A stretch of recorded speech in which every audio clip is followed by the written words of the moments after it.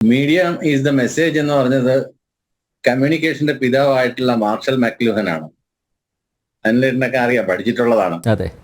ഞാൻ ഒന്നുകൂടെ ഓർമ്മിപ്പിച്ച എന്താണെന്ന് വെച്ച് കഴിഞ്ഞാൽ അത് തന്നെയാണ് ജനൻ ടി വി ഇവിടെ ചെയ്യുന്നതായിട്ട് എനിക്ക് കാണാൻ കഴിഞ്ഞത്. വളരെയേറെ പോസിറ്റീവായിട്ടും വളരെയേറെ ടോളറന്റ് ആയിട്ടുള്ള ആങ്കർ പേഴ്സൺസ് വേറെ ഒരു ചാനലിൽ ഇല്ല എന്നുള്ള കാര്യം സത്യസന്ധമായി പറയേണ്ടി വരും. ബാക്കി എല്ലായിടും ഇൻടോളറൻസ് ആണ്. പിന്നെ ഇതിന്റെ പോപ്പുലാരിറ്റി എവിടെ നമുക്ക് മെഷർ ചെയ്യാന്ന് വെച്ച് കഴിഞ്ഞാൽ നിരന്തരമായി ജനൻ ടി വിയുടെ ആളുകൾ പോകുന്ന സമയത്ത് ആക്രമിക്കപ്പെടുകയും അവരുടെ ക്യാമറ തല്ലിത്താർക്കാൻ ശ്രമിക്കുകയും വാർത്ത പ്രക്ഷേപണം ചെയ്യുന്നതിന് തടയുകയൊക്കെ ചെയ്യുമ്പം അത് തന്നെ കാണിക്കുന്ന ഇറ്റ്സ് ഗ്രോയിങ്.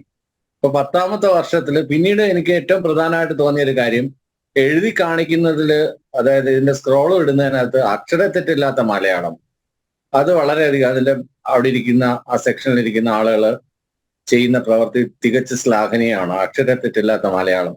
പിന്നെ നേരത്തെ പ്രകൃതിനും ശശികുമാർ സാറും ഒക്കെ ചൂണ്ടിക്കാണിച്ച് നടക്കുന്ന ഹ്യൂമൻ ഇൻട്രസ്റ്റ് സ്റ്റോറീസ് അത് കവർ ചെയ്യുന്നതിനകത്തും ജനൻ ടി വി അങ്ങേയറ്റം വളരെ വളരെ വളരെ മികച്ച ഒരു നിലവാരം പുലർത്തുന്ന ഒരിതാണ്. ഞാൻ ശരിക്കും ഒരു രാഷ്ട്രീയ നിരീക്ഷകനായിട്ടായിരുന്നില്ല ആദ്യമേ ഈ ജനൻ ടി വിയിൽ വന്നത്. ഞാനൊരു മനഃശാസ്ത്ര പരിപാടി, അങ്ങനെ കുട്ടികളുടെ മനഃശാസ്ത്ര വിഷയങ്ങൾ അങ്ങനെയൊക്കെയുള്ള പരിപാടിയായിട്ടാണ് വന്നത്.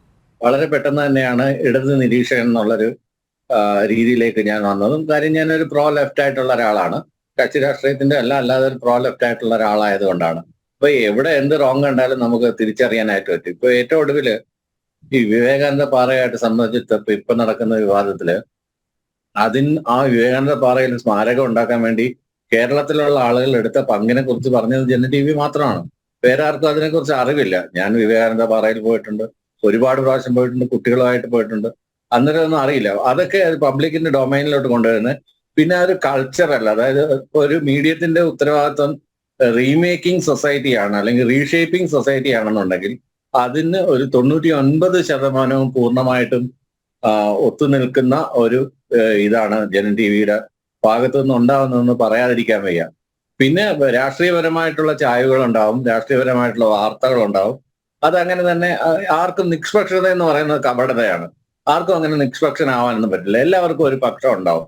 എനിക്കൊരു പക്ഷമുണ്ട്, നിങ്ങൾക്കൊരു പക്ഷമുണ്ട്, 100% ആ ഒരു കപടത ഇല്ലാതെ ഒരു പക്ഷം ചേർന്ന് സംസാരിക്കുന്നു എന്നുള്ളതിനകത്ത് മോശമായിട്ടുള്ള ഒന്നുമില്ല. അത് കറക്റ്റ് ആയിട്ടുള്ള ഒരു സ്റ്റാൻഡ് തന്നെയാണ്. ഞങ്ങൾ ഇന്ന പക്ഷമാണ് എന്ന് ഓരോ അർത്ഥത്തിലും പറഞ്ഞുകൊണ്ട് തന്നെയാണ് പറയുന്നതും പ്രവർത്തിക്കുന്നതല്ല. പക്ഷെ എടുത്തു പറയേണ്ടുന്ന ഒരു കാര്യം, മറ്റുള്ളവരുടെ നമ്മൾ പണ്ട് പറയാറുണ്ട്, മറ്റുള്ളവരുടെ വാക്കുകൾ അന്യന്റെ കാതിൽ സംഗീതം പോലെ ശ്രവിക്കണം. അത് ടോളറൻസിനെ കുറിച്ചാണ് പറയുന്നത്.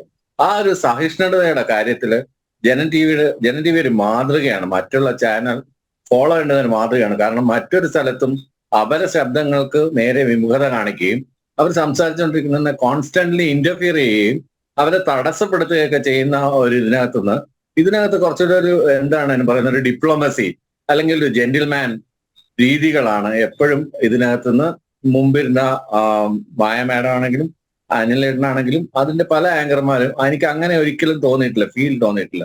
ഞാനിപ്പോ ഇങ്ങനെ ഒരു ചാനലിലാണ് വന്നിരിക്കുന്നത്, അല്ലെങ്കിൽ ഒരു വലതുപക്ഷ ചാനലിലാണ് ഞാൻ ഇരിക്കുന്നത് എന്നുള്ള ഒരു ഫീൽ എനിക്ക് തോന്നാറ്. എനിക്ക് എന്റെ അഭിപ്രായങ്ങൾ തുറന്നു പറയാനും എന്നാൽ ഇതിപ്പോൾ ഉള്ളപ്പോൾ അതിനോട് തർക്കിക്കാനും ഒക്കെ ഉള്ളൊരു സ്പേസ്, ആ ഒരു സ്പേസ് കൊടുക്കുക എന്ന് പറയുന്നത് ഒരു വലിയ കാര്യമാണ്. അതൊരു ചാനലിന്റെ ഒരു പോസിറ്റിവിറ്റിയാണ്. ആ ഒരു പോസിറ്റിവിറ്റി പിന്നെ നമ്മളുടെ കൾച്ചറൽ കാര്യങ്ങളിൽ ഇടപെടുന്നത്.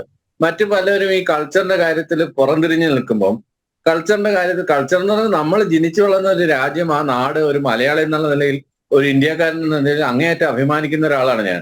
അപ്പൊ അതിന്റെ കൾച്ചറിനെ കുറിച്ച് പറയുന്നതിന് ആർക്കാണ് എന്താണ് പ്രശ്നം? ആ ഒരു കൾച്ചറിനെ അംഗീകരിക്കുന്നതിന് ആർക്കാണ് എതിര്? അപ്പൊ ആ കൾച്ചറിനെ കുറിച്ച് പറയുക, വരും തലമുറകളെ കുറിച്ച് അത് മനസ്സിലാക്കിക്കുക, അല്ലെങ്കിൽ അവരെ അതിനെ കാണാനുള്ള ഒരു അവസരം കൊടുക്കുക.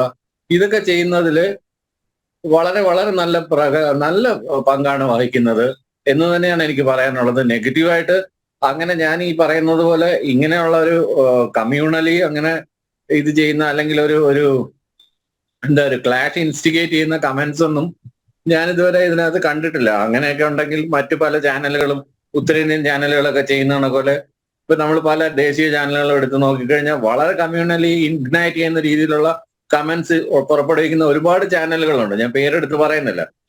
പക്ഷെ അതിന്റെ ഒന്നും മാതൃക പിന്തുടരാതെ വളരെ മര്യാദയ്ക്ക്, അതായത് കേരളത്തിന്റെ ഒരു സ്പേസിനകത്ത് നിന്നുകൊണ്ട്, കേരളത്തിന്റെ ഒരു കൾച്ചറിനകത്ത് നിന്നുകൊണ്ട് തന്നെ അതിനകത്ത് നിന്നുകൊണ്ട് തങ്ങളുടെ രാഷ്ട്രീയം പറയുന്നതിനകത്ത് വളരെ വളരെ വളരെ വളരെ മികച്ച ഒരു ഇത് തന്നെയാണ്.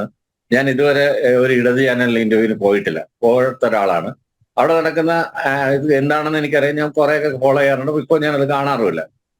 കാര്യം ഈ പറഞ്ഞ ടോളറൻസ് ഇൻടോളറൻസിന്റെ ഒരു വിഷയം തന്നെയാണ്. 3 പേരെ പിടിച്ചിരുത്തി ഒരാളെ എതിർക്കുകയും ഒരാളെ ക്രൂശിക്കുകയും വലിച്ചു കീറുകയൊക്കെ ചെയ്യുന്നത് നല്ല രീതിയായിട്ട് അത് നല്ല ഒരു പത്രപ്രവർത്തനമായിട്ട് എനിക്ക് തോന്നുന്നില്ല, അത് ഏത് ചാനലിലാണെങ്കിൽ പോലും. പക്ഷെ ഇതിനകത്ത് ഇതൊരു മാതൃകയാണ്, ഇത് ഫോളോ ചെയ്യാവുന്നതാണ്. മറ്റു ഇനി വരാൻ പോകുന്ന ചാനലുകൾക്കും ഇപ്പോൾ ഉള്ള ചാനലുകൾക്കും പലരും ഇപ്പൊ റേറ്റിംഗിലൊക്കെ താഴെ പോയതിന്റെ ഒരു പ്രധാനപ്പെട്ട കാരണം ഇത് തന്നെയാണ്, ഈ ഇൻടോളറൻസ് ആണ്. അതാണ് എനിക്ക് പ്രധാനമായിട്ട് ജനം ടിവിയുടെ പറയാനുള്ളത്. Thank you. 10ാം വാർഷികത്തിന് എന്റെ എല്ലാവിധ ആശംസകളും ഹൃദയപൂർവ്വം ആത്മാർത്ഥമായിട്ട്